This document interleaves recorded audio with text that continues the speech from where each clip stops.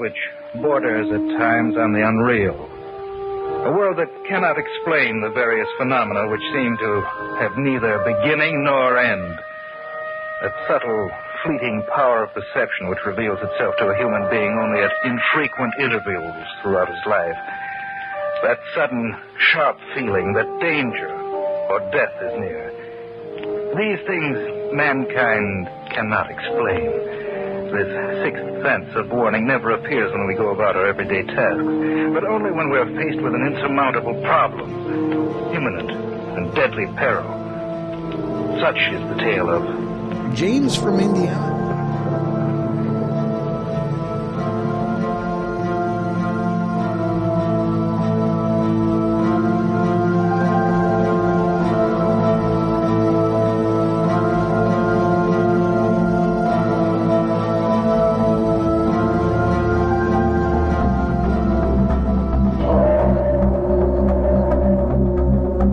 Everybody, and welcome to the Paranormal Portal Podcast. I'm your host, Brent Thomas. Thank you all for joining us, and special thank you goes out to all of you who continue to support the podcast and continue to spread the word. Always remember, if any of you out there have experiences of your own that you'd like to share, feel free to email me at paranormalportalradio@gmail.com. Again, paranormalportalradio@gmail.com, and you too could be a guest on the show.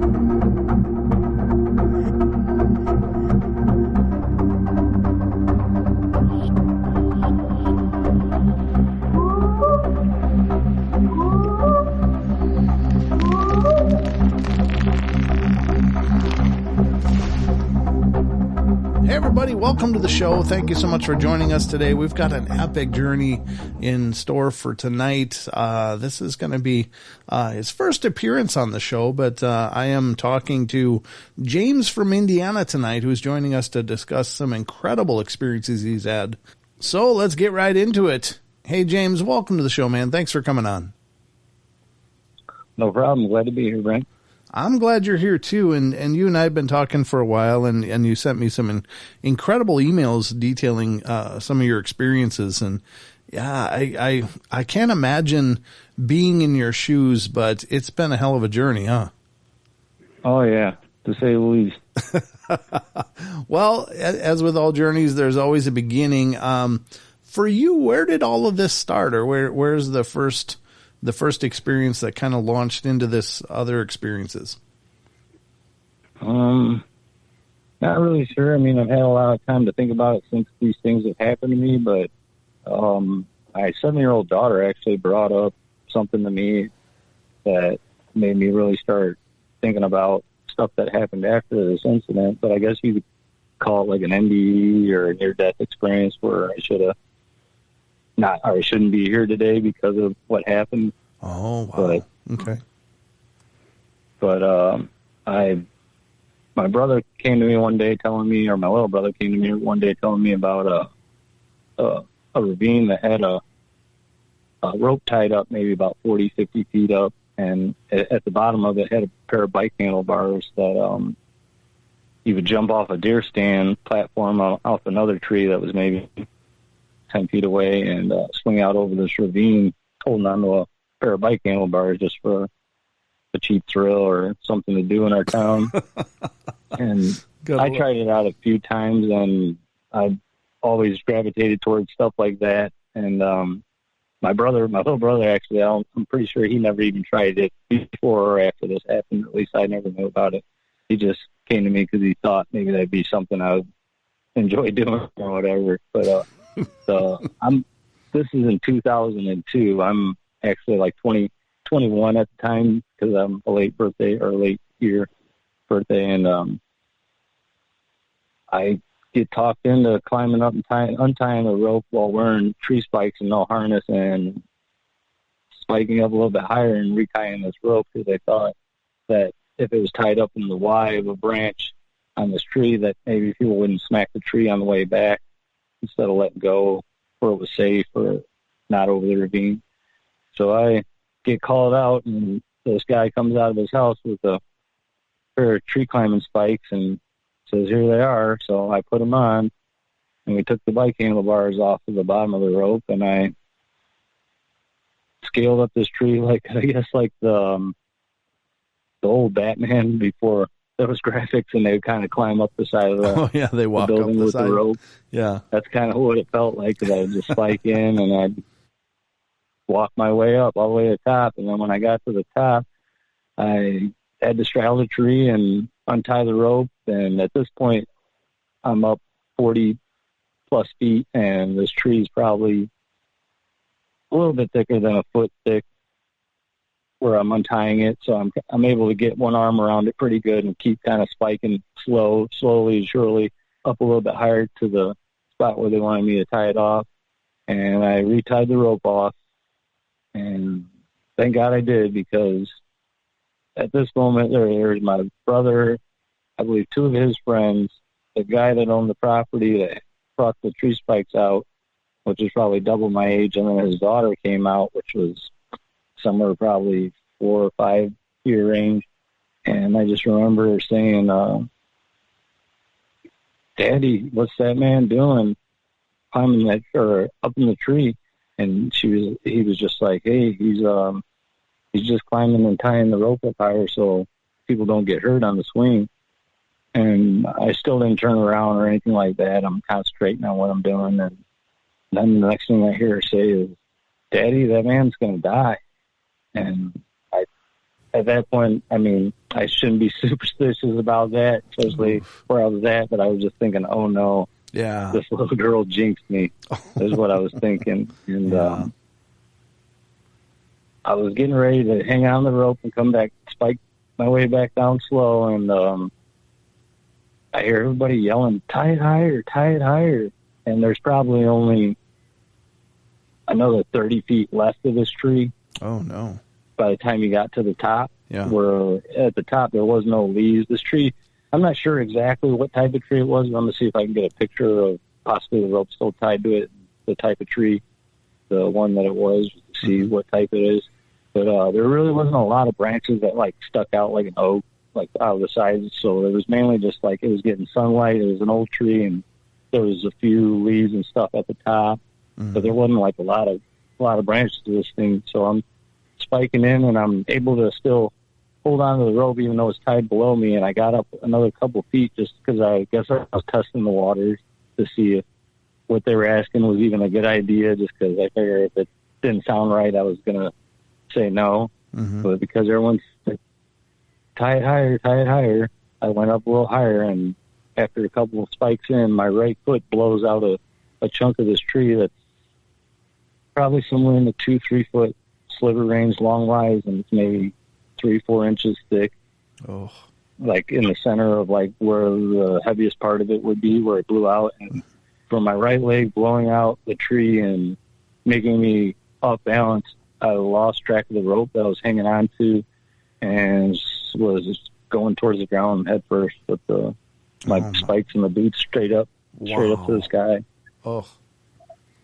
And everything kind of went into slow motion, but before it did, I thought, well, this is how it ends. And I was thinking to myself, when I was saying this out loud, I was thinking, this is obviously the stupidest thing you've ever done yet.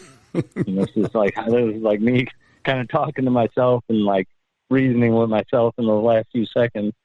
And actually, I don't know if this has anything to do with why or how I was allowed to be spared or not, but the next thought that came to my mind was, oh God, this little girl is going to watch this happen.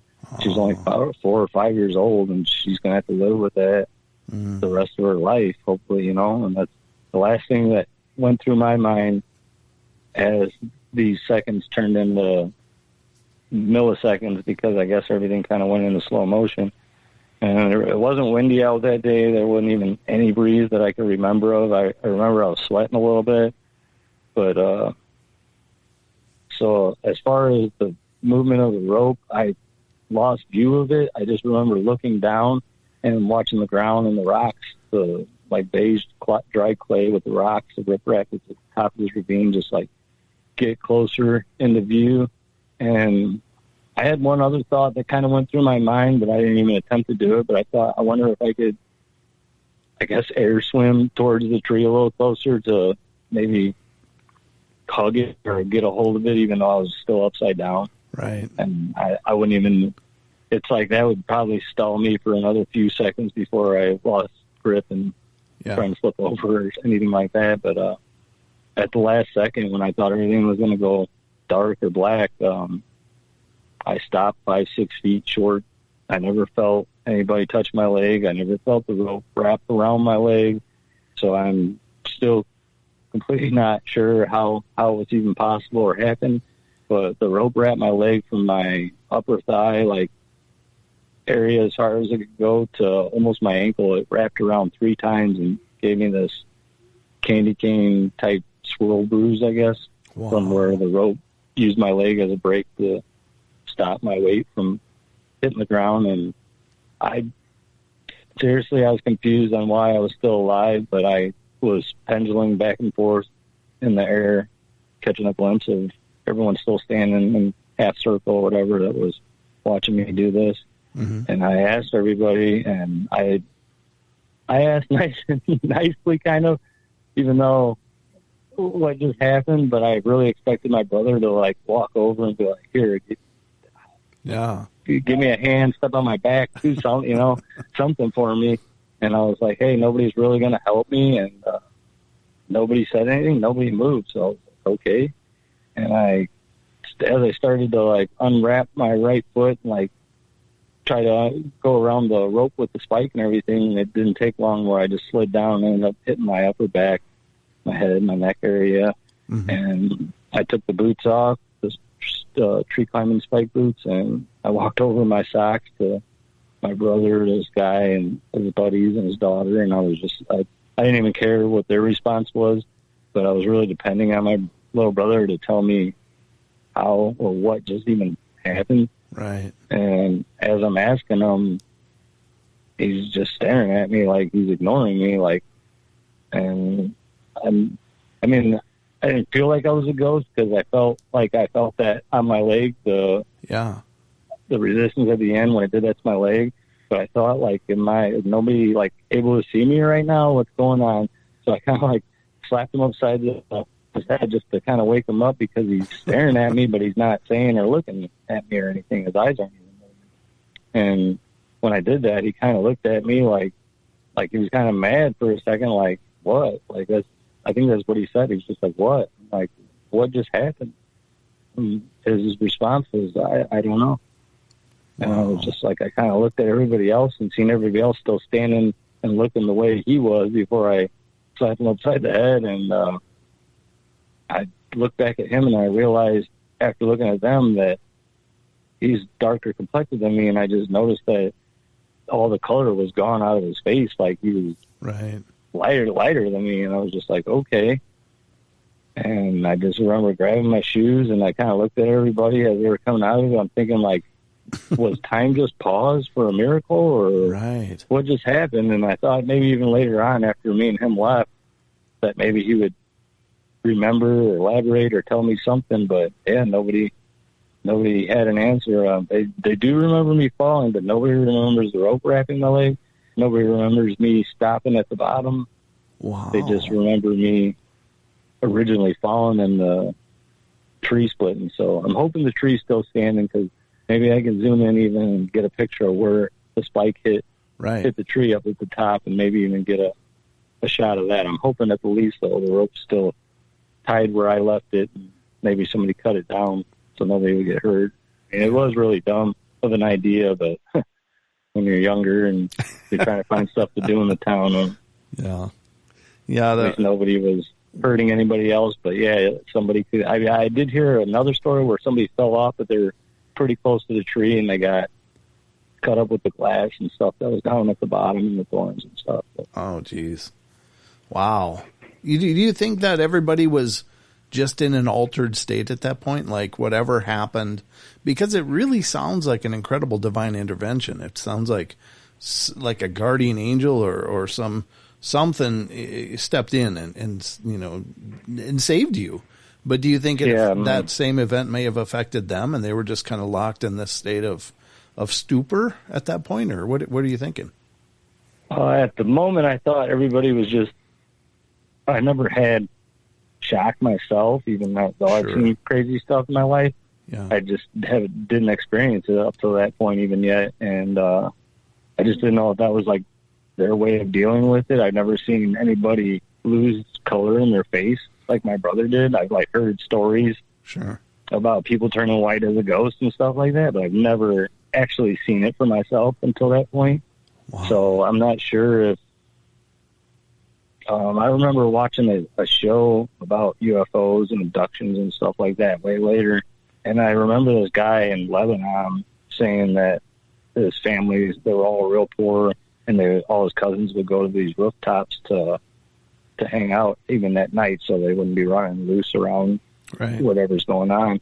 And he said one night he went up to the top of this building and all the relatives were downstairs, and he said that he remembers all his cousins and everything were like paused, like they were just paused in motion, like they were all, I mean, he thought it was a joke, like they were ignoring him for some reason and playing a game. And he couldn't figure out why everybody was like kind of frozen motion, like they were doing stuff, and they completely stopped, and then a light came on above him, and then his story got a little crazy too. But I didn't experience any UFO stuff like that. Or actually, I did see something before this happened, but it wasn't like it was up close and personal or anything. But I did see, me and my younger brother did see an object in the sky one night fishing. But this guy, the way he's describing how everybody was paused is just how it reminded me of how everybody was paused when I came down. So I don't, what's that?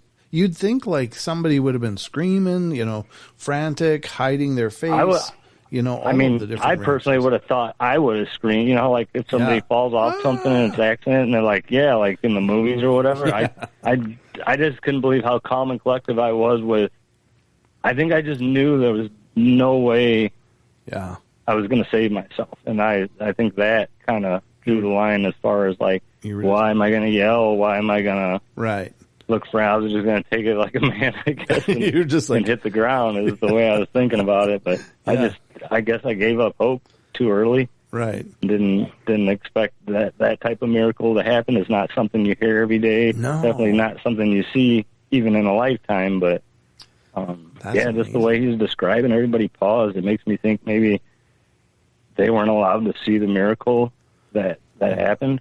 Right, or it was just hidden from them. Like it wasn't for them. Yeah, exactly. Yeah, I think that's probably a pretty profound response, and that makes sense to me. Like everything was locked in that moment, and who knows? Right, like I was cheating time. Right, and they weren't allowed to witness this, me like slipping through the cracks or something. Because, like I said, I don't remember feeling the rope even. I mean, given the circumstances, maybe that's why, but I never felt the rope brush my leg or tap my leg. I mean, it was pretty thick rope.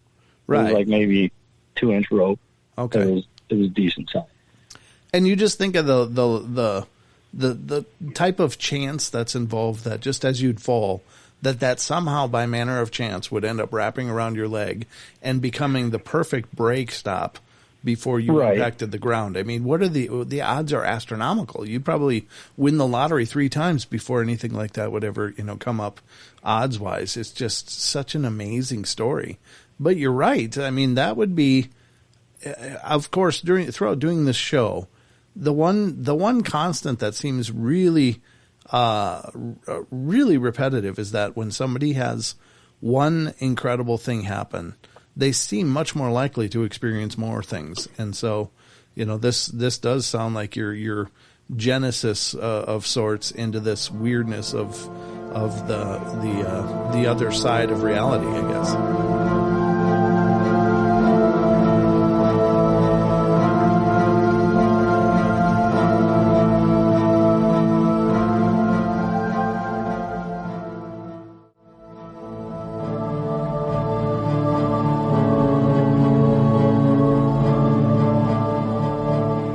After that happened, like I believe everybody should feel like they're special because they were born into life, and they should take it somewhat serious as far as the gift of life. But I just I felt extra special, I guess, after that, because I've actually had quite a few close calls.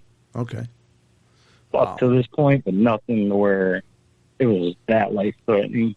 Yeah, I mean that was game over. I mean, Yes, I guess that's what I'm trying to say. Like, yeah, like there was zero hope, or there should have been zero chance as far as like science goes that I should have. Or like I thought later on, if I would have hit the ground, maybe I could have been alive, but I would have probably been paralyzed for sure. Sure. But then again, the way I was falling head first didn't really give me too much hope that right. I was going to walk away even paralyzed.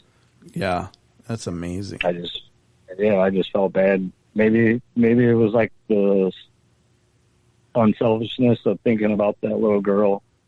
Yeah. Was going to witness that. And I mean, my brother at the time, I think he was like 16 or something like that, 17. But, yeah, I didn't worry about him witnessing what was about to happen to me. I just thought, man, that little girl is just she's going to not be able to sleep the rest of her life because of that.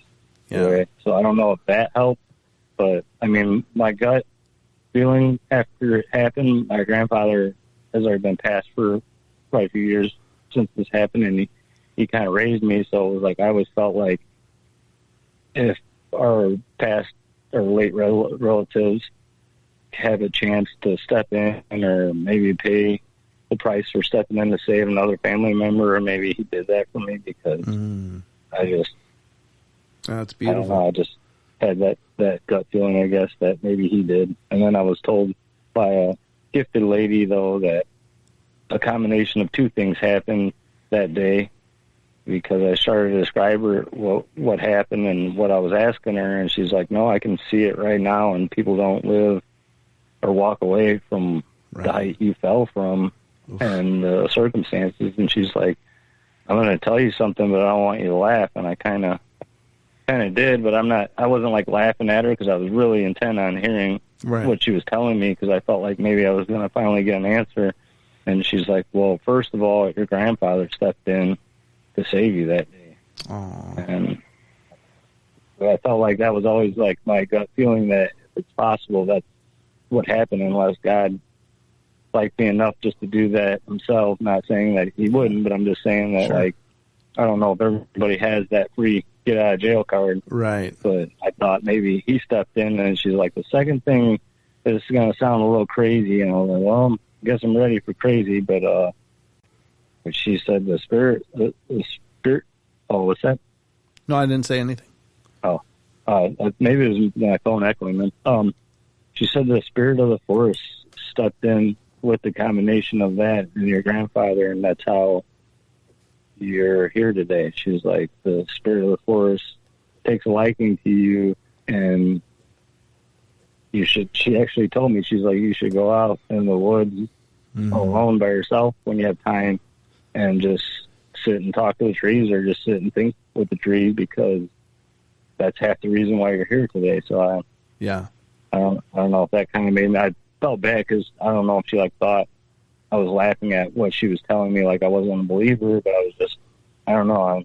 It was just like a reaction to the answer that I finally got, or what. But, so I don't know if this made the veil any lesser for me as far as seeing this other weird stuff after this, or maybe it's unrelated completely, and it was just something. And the only weird part is, though, the ravine where this happened to, I'm gonna have to try to get you some pictures and maybe some footage. Sure. The ravine where this happened, where the rope was tied, there's 5 dead-end streets in a row, and where this owl incident happened,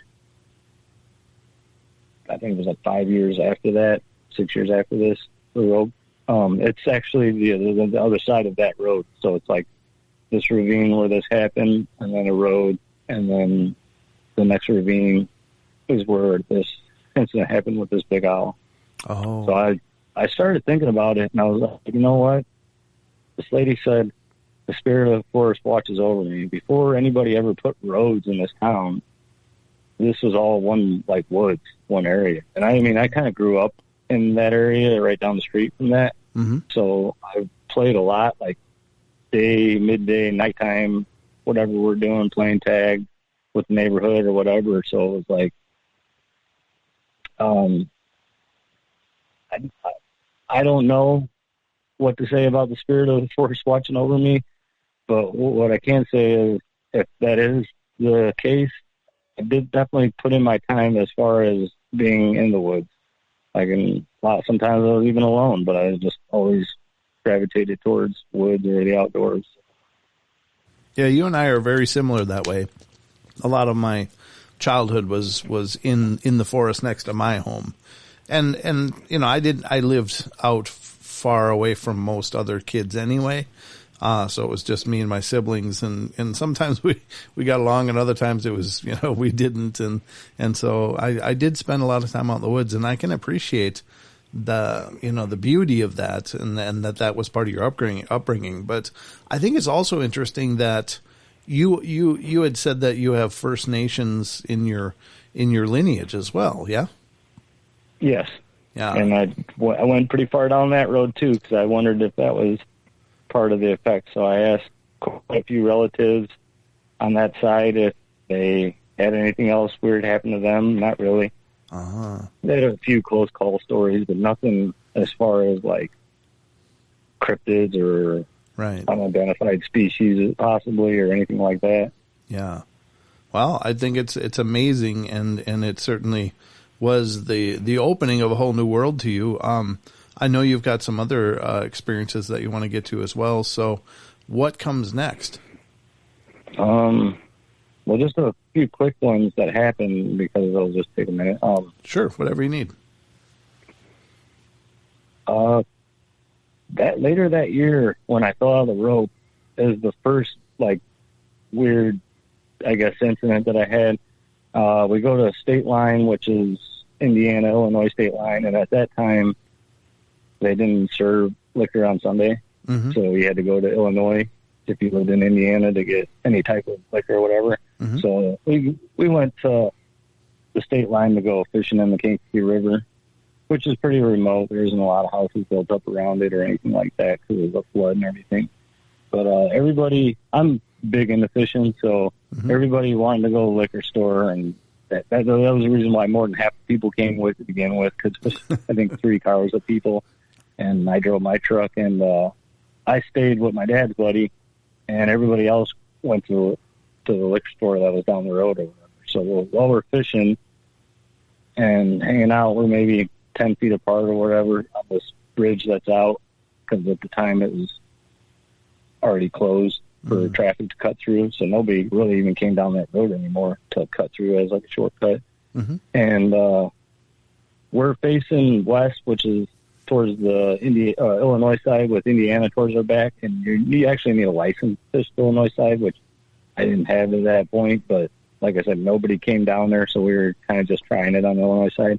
Oh, okay. And there's a tree stuck underneath the bridge that's a full-size tree that must have came down when the winter, spring, fall, when everything's flooded, and it snagged on the shallow spot underneath this big bridge.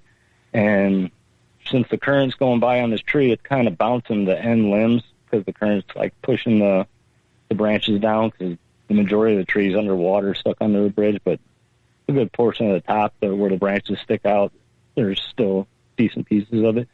And I'm standing up. My dad's buddy is sitting on a 5-gallon bucket or sitting in a chair, or maybe he was on a cooler or something. And I looked at him and I was like, "Do you see that?" And he actually was looking when I turned to him to ask him if he's seen it. But a dragonfly that was close to it had been pushing probably 12 inches. Oh my God. And I like I said, since a kid, I would always be outside in a swamp or in the woods or whatever. So I've seen a lot of dragonflies. I've seen a lot of big turtles, stuff like that, but never like this thing just is way out of proportion size-wise. Wow. And, it's this green. It's probably as thick almost as like a broomstick, just a regular, thin broomstick would be. Okay. But I'm still in amazement, and I looked at him and I'm like, man, if I had a camcorder right now, National Geographic would pay a lot of money to see this dragonfly, because I've watched a lot of nature documentaries growing up, and I was just like, this this doesn't happen. I don't know what's going on here, but this doesn't happen. And then, well, as we're watching this thing get closer to us, sitting on this bridge that's maybe 5-6 feet above the water in the river, and the water is like going down past the way we're looking, this thing comes up, and it's taking turns going from me to him, probably out 15 feet in front of us, looking at him, like swinging over to my side, kind of staring at me, and I'm just like in amazement, like thinking this is the coolest thing I've ever seen in my life. And it was like almost army green, but a little bit lighter, like I don't know what, I guess like the color of a cattail, not the brown part, but the green stem. Sure. Yep. Like that color green. Yep. And as it's going back and forth, I'm standing up so I can see this tree kind of bouncing on the water just from the current pushing it. And a spider crawls out of a branch on this tree.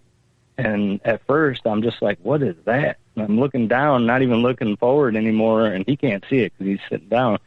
And I see the spider take a few more steps out, and it jumps. And the spider, I know this is going to sound crazy because I don't know. I'd almost rather not tell people this story because it might take away from the fact that all the other stuff that happened later. But the spider grabs this dragonfly from behind, and at this point, the way it jumped out from this log, it jumped out like maybe 10, 12 feet on an angle and grabbed this dragonfly from behind, and then it sucked back to the tree like it was on a web. I never seen the web, but just the distance it was out from the tree, and then having nothing to push off of once it grabbed this dragonfly, and then went back to the tree, and then like crawled under and disappeared.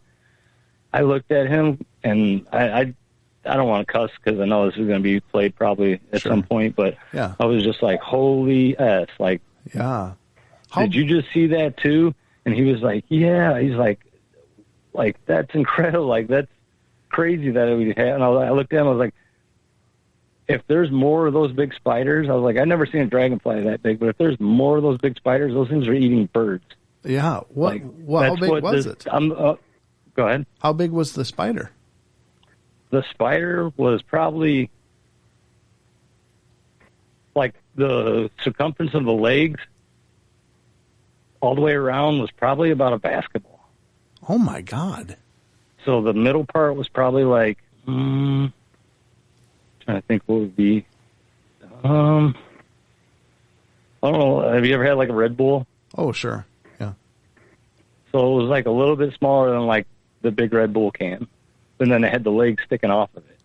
So it was almost as big, almost as long as the dragonfly, but it a lot like fatter or had more girth on it. That's incredible. Now, the interesting thing is that there have been reports here and they're kind of rare as well, of these giant spiders people witness here in the U.S., like Ohio. Yeah, I don't hear too much. No, but they're out there, and you can find them. So, I mean, it's not unprecedented. I've not heard of a big dragonfly before. But, right. But, I mean, if there's one thing that's oversized, I guess it's not a real big leap to go, well, there could be other oversized things out there, too. Man. Right. No, I was glad he was there to witness it because everybody else went to the liquor store. Everybody else, and when they came back and we're both telling them, they're like, what? Like, what are you even talking about? Right. Yeah. But, I mean, let's do the math again. I mean, not that I'm a math professor, but what's the odds of me seeing a dragonfly that big for the first time in my life and then seeing the biggest I've ever seen in the same minute? No, I don't know. I mean, it's incredible, but the nice thing again is that you didn't witness it alone. It was witnessed by somebody else. Thank God. Because who wouldn't go, what's wrong with me? What is wrong with my head? Why am I seeing stuff like this? I think I would. Yeah, I would. I definitely would. There's no question, because that's just stuff that, you don't hear about, but there are reports out there, and I've not ever really known what to do with those. Not to say that I didn't believe them, but it's like, I wonder why more people don't see them. But then, I think maybe more people do see them, but more people just don't talk about it because maybe it's one of those things that's, it's hard to wrap your head around. But nonetheless, it's a real phenomena. So that's incredible. Wow. Yeah, I was talking to someone that had other experiences too. This was a couple years ago, and they were like, "Have you ever thought about portals?" And you know what? I never really gave it a thought. Sure. And I still wasn't leaning that way. But he's like, it almost sounds like you didn't step in a portal, but something came out of a portal and you were witnessing it. And I was just like, I know. It's like, what's the chance? It's like, it already sounds unbelievable that somebody would see a dragonfly that big, but what's the chances you see a spider that big eat a dragonfly that big in the same minute? Yeah. That's all kinds of wild, but that's incredible, brother. I'm gonna have to get some pictures of this bridge too, where it happened at. Yeah, I'd love to take my round.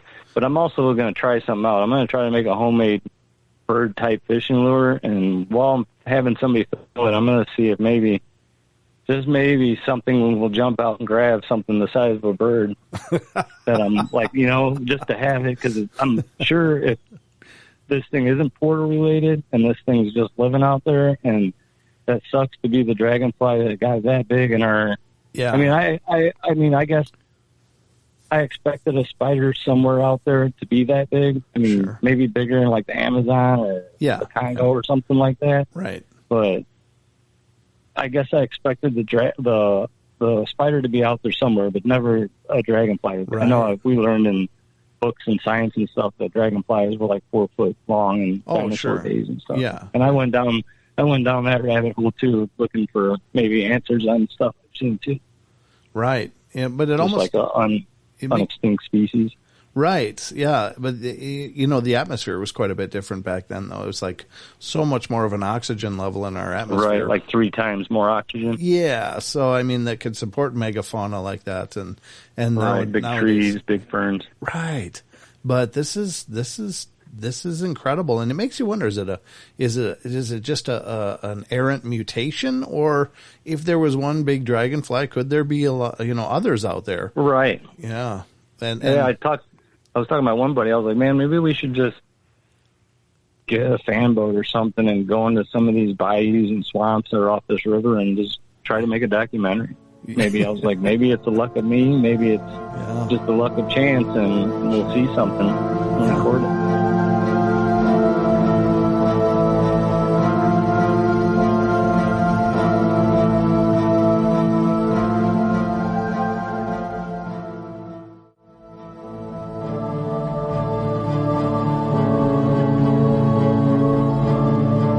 But it's nice that if it is centered around you, it's still witnessable by someone else, and that's really powerful, because if nobody else is able to witness it, then again it would be one of those things like, wait a minute, is this just me? What's going on? Am I broken? Yeah, but I think it would sit on me a lot more differently, as far as like not having anybody to see any of this stuff. Like, right, I couldn't.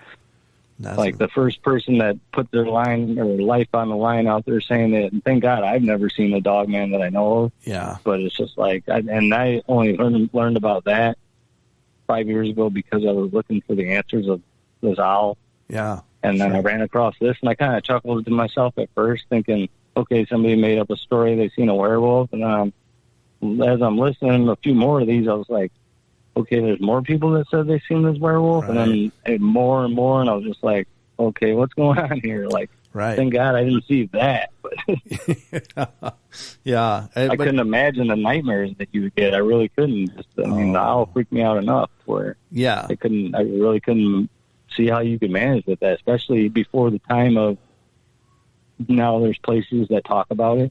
Yeah. Yep. Yeah, it's incredible. And I guess, again, doing this show, I've come to realize how much is out there. I thought I had a pretty good understanding when I first started this, but I've learned so much and been exposed to so much more through the years. And, I just think that our reality is pretty robust, a lot more than we think. And there's more going on here for sure. But that's looking for answers, you end up with more questions, right? Yeah, exactly. That's exactly right, too. Yeah. You just never run. The journey's never finished. It seems that way because, like I said, I dove down the rabbit hole hoping and looking for answers, and it just seemed like I opened up a whole bunch more questions than I had before I started looking. There's no question. So where are we going now? Actually, it was a couple years later, same river, same wildlife runs this area called LaSalle, Kankakee Wildlife Area. Mm-hmm. There's a DNR headquarters road, which is not even a mile away from where this happened. And this was a few years later, but also in the summertime. Mm-hmm. Me and a buddy went down, actually the guy that was with me when I seen the owl, Josh, we went down to, I believe it's called Area 12, where the DNR headquarters is, and they give the main DNR officer his own lodging and house or whatever to run the area. And there's a fishing spot where you can go to an old iron bridge and walk across this ditch and then get out to a bayou in the Kankakee River. And we were just going there to go after some walleye or whatever because it was dark. And this is the middle of the summer. It's nice and hot out. And we get there. I realized that I didn't bring a flashlight. I mean, I usually have a pen light in my box or my bag just to tie on lures or whatever, they mostly artificial fish. And when we got there, we got out, I could hear something running around a little bit, nothing heavy. I could just hear something kind of running around in the dead leaves and the grass out in front of us in front of this ditch. And I guess I can relate a little bit to when people say they got this uneasy feeling before their encounter, which I never had except for this one. Mm-hmm. And I've never heard of this, and I've asked a few people in chat throughout places I've been, but this animal, it was definitely an animal, but it had light blue eyes, and they weren't like glowing. And I'm not sure if it was reflecting something, but there was no lights on in this area and this area 12, whatever. I mean, there is no light pollution whatsoever. The town isn't. It's like a gas station is the town. Mm-hmm. So there like isn't other houses and lights and stuff like that. So when you're out there and you don't have a light, I mean, it's pretty dark. Yeah. But we could see this, what looked like it was like a mid-sized playful dog, but it never came right up to us. It always stayed off the sand of the parking lot and on the outside perimeter, like the weeds and stuff. But it, like, you know how like if you had a puppy and you were teaching them how to play catch or something, how it'll like kind of dart from one spot to the next, and then it'll put its front paws down to act like it's playing. Yep. That's what this thing was doing. And my buddy, I've had a few dogs throughout life, so that's kind of why I guess say that's kind of what it looked like. Mm-hmm. And he still has dogs, and we both had an uneasy feeling, but it would reposition itself every 8-10 feet away, and the baby light blue eyes is what really got us. And it just felt like whatever it was, there might have been a bigger something with it. So I've never heard of anybody saying they've seen an animal with light blue eye shine, like reflect back. And we had zero flashlights with us, so it wasn't like it was using light to reflect off of whatever we had. Oh, but, okay. I know when kittens are born, I'm not sure about dogs or puppies, that they have light blue eyes until their eye color grows in. Oh, okay. Like all kittens have light blue eyes until they get like so many weeks old, and then their eye color grows in, whatever it ends up being, or it stays blue. Oh, but I just wondered if maybe when there is a dog and pup, maybe it has light blue eyes. I never really like looked into how dogs' eyes are or whatever, but I don't know if that was what we were witnessing or seeing. But we had this like dreadful feeling that we both just got in my car, never even got like the fishing stuff out, drove out of there, and then drove where it was a gravel parking lot, a lot more open as far as the trees not being surrounding us with the darkness. Sure. And we didn't get that feeling, and we fished a few different spots later on, but we never had that feeling like we did when this little animal, whatever it was like no threat, but just the way it was acting, and we could hear something else moving around, but didn't sound like it was big or anything, but it was just like, it felt like we were being set up even though it wasn't a person or something. Wow. Yikes. So yeah, I don't know if that's, like I said, if I ever did see a dog band and I was a puppy or something, thank God I really didn't see it, or a mom or a dad or whatever it was. But right. it was just that quick that as soon as we left and went to another spot, it wasn't like we felt that anymore. And we were even talking about how it was just like this weird feeling of like we're in the wrong spot. Yeah. And that comes up all the time in Dogman reports and Bigfoot as well. Just that foreboding feeling like something's not right. This is right before anything even happens. Right. Yeah. It's like a sixth sense that we're genetically programmed with or something. But, we seem to be able to sense when some of them are around. And I think it's good to pay attention to that. And I'm glad that you did. Because no, I'm hoping. Oh, go ahead. No, I was going to say because God only knows what could have resulted. Right. Yeah, I was just going to say I hope somebody one day does say, "Hey, I seen something that had light blue eyes," just to kind of fill in that blank. Because I have zero idea what it was. Okay. All right. Pretty much everything that happened that was small happened after the next two, though. Okay. So that was just like the small, not so big of a deal stuff. Okay. That happened. And then, 2003, this is Cedar Lake, Indiana. It would be my old girlfriend's little brother's friend comes back one night after we were there the previous night and says, "Hey, when I was walking home last night, I got halfway through the woods and I thought somebody was sitting in the trail hunched over." And this guy's, I never really spoke to this guy very much or knew him that good or anything. Mm-hmm. He was friends with my girlfriend's little brother. And there's probably 5 of us sitting there when he's telling us this. And he's like, I asked who was there because they were hunched over sitting in the trail. I was like, I thought somebody was waiting for me in the trail. And he's like, and then he said it turned around and it jumped up and he said it looked like a 4-foot owl and it was carrying something that it had like below it that it might have been eaten. He just said it might have been eating it. And then he said it screeched at him as it went over his head back towards Dennis's house. And then after he said that, he kind of just, he looked around the room, I guess, to look at our expressions because none of us said anything.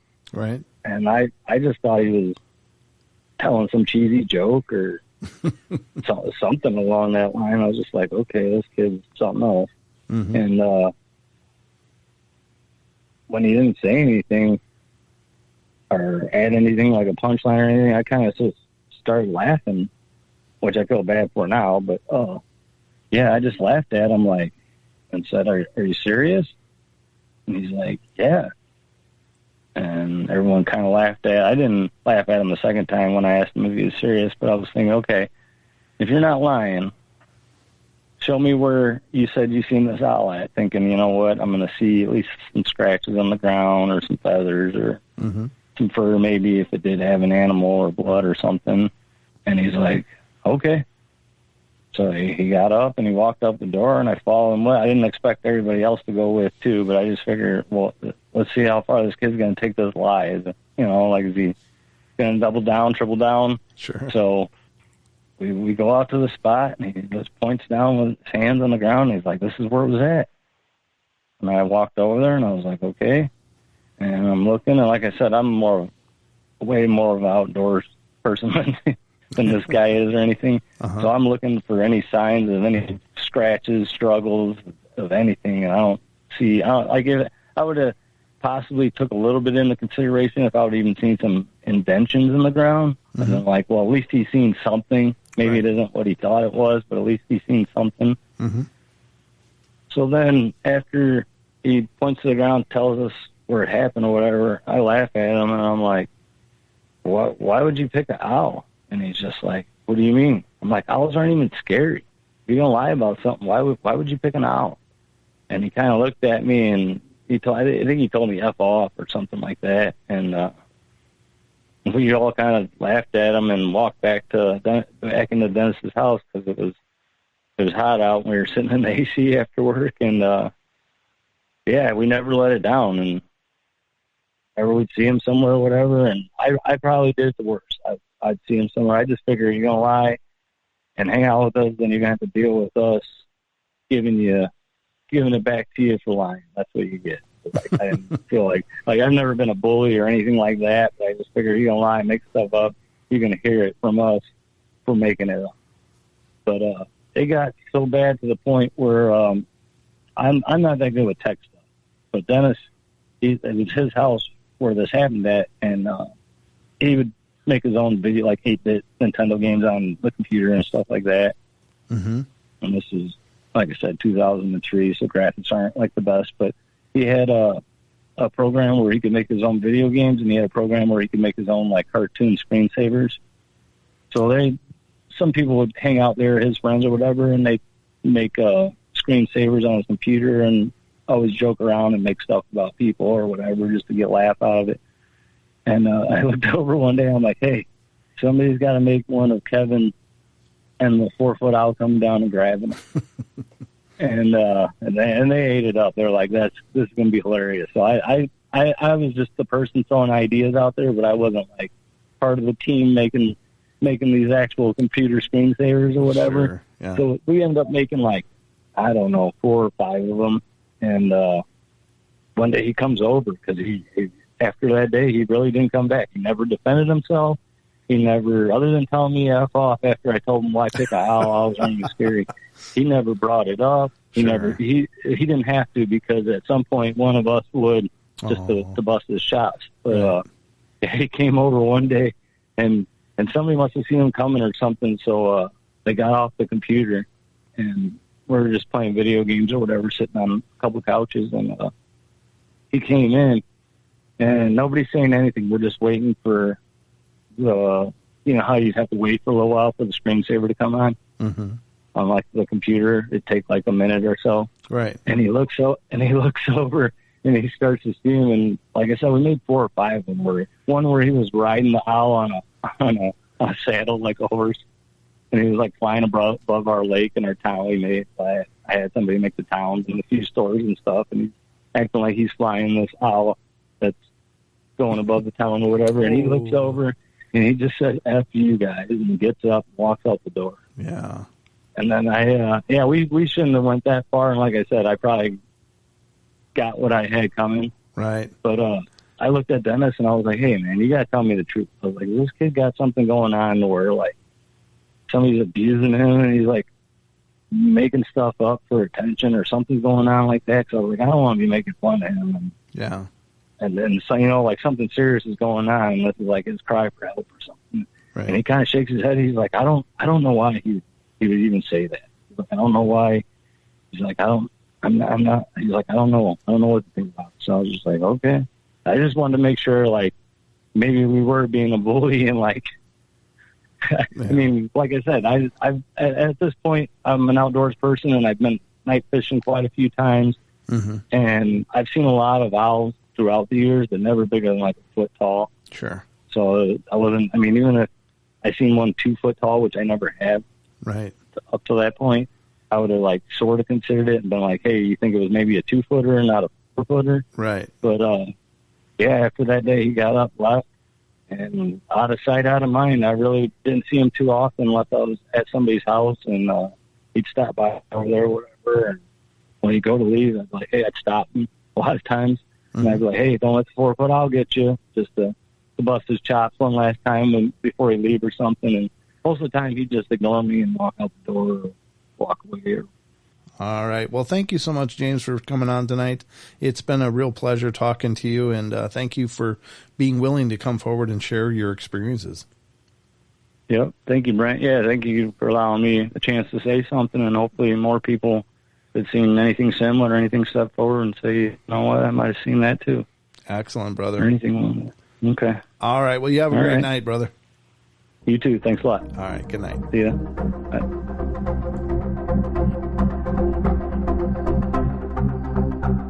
But these rings circled its eyeballs.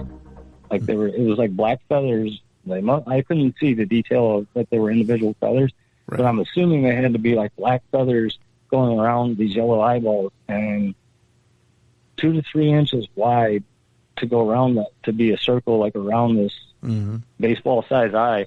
Made these rings like the size of like mini basketballs or like a volleyball. Right. So now I see this thing has these big eyes with rings around each eyeball and space like in between the middle and of the two rings, and then there's a little bit of space.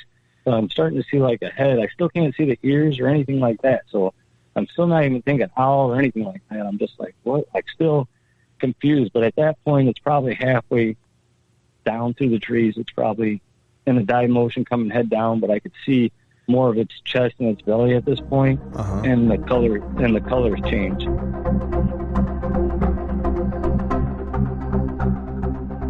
And that was an excerpt from the next podcast. It's going to be basically James from Indiana, part 2. So stay tuned and keep listening this week for that second part coming up. Until then, have a great day.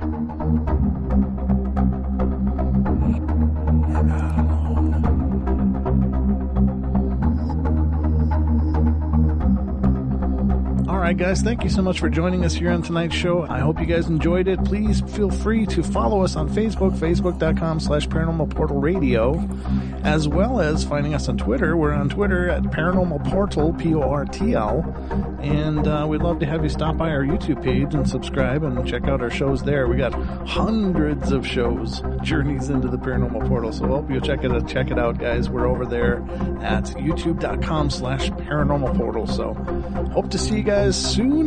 We'll be back, of course, for more podcasts in the coming days. So we love you all. Be good, be kind, be nice. Take care of each other. Help each other out. Find the magic in every day. And remember to laugh as much as you can.